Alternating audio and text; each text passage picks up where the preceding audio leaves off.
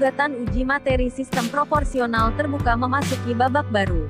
Kemarin, 8 fraksi DPR mengancam akan menyunat anggaran Mahkamah Konstitusi (MK) apabila lembaga itu memutuskan pemilu 2024 dirubah menjadi sistem proporsional tertutup.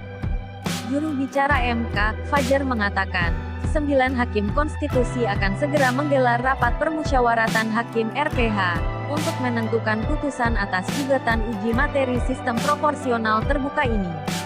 Hanya saja, jadwal RPH belum ditetapkan oleh Panitera. Setelah RPH rampung, barulah MK menggelar sidang pembacaan putusan. Gugatan uji materi nomor 114 PUU tanda hubung XX 2022 ini diajukan oleh 6 warga negara perseorangan pada akhir 2022 lalu. Para penggugat yang salah satunya kader PDIP meminta MK menyatakan pemilihan legislatif menggunakan sistem proporsional terbuka adalah inkonstitusional. Mereka meminta MK memutuskan pemilihan legislatif menggunakan sistem proporsional tertutup. Gugatan ini mendapat sorotan publik, sebab tahapan pemilu 2024 sudah berjalan dengan menggunakan sistem proporsional terbuka. Pekan lalu, mantan Wakil Menteri Hukum dan HAM Denny Indrayana mengaku mendapat informasi bahwa MK akan memutuskan penerapan sistem proporsional tertutup untuk pemilu 2024. Bocoran tersebut membuat partai politik beraksi. Semua partai parlemen, kecuali PDIP, menggelar konferensi bersama untuk menyatakan penolakan atas sistem proporsional tertutup di Kompleks Parlemen, Jakarta, Selasa, tanggal 30 Mei tahun 2023. Bahkan perwakilan fraksi Gerindra, Habibur Rahman mengancam akan menggunakan kewenangan DPR jika MK memutuskan pemilu menggunakan sistem proporsional tertutup. Kewenangan yang dimaksud adalah penentuan anggaran terhadap lembaga negara.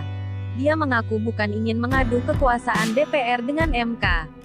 Meski begitu, anggota Komisi 3 DPR ini ingin menyatakan pihaknya juga punya kewenangan yang tak boleh diremehkan. Kalau perlu undang-undang MK kita ubah. Kalau perlu wewenangnya kita cabut. Akan kita perbaiki supaya tidak terjadi lagi, ungkapnya. Kita mengetahui Ketua Mahkamah Konstitusi, Anwar Sanusi adalah adik ipar Presiden Jokowi. Pada Mei tahun 2022 lalu, Anwar Usman menikah dengan adik Presiden Joko Widodo, Hidayati. Anwar Usman baru saja terpilih kembali sebagai Ketua Mahkamah Konstitusi, MK.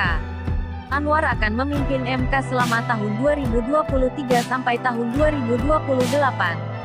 Keputusan ini disepakati lewat pemungutan suara rapat pleno pemilihan ketua dan wakil ketua MK yang dihadiri oleh 9 hakim konstitusi pada Rabu, tanggal 15 Maret tahun 2023.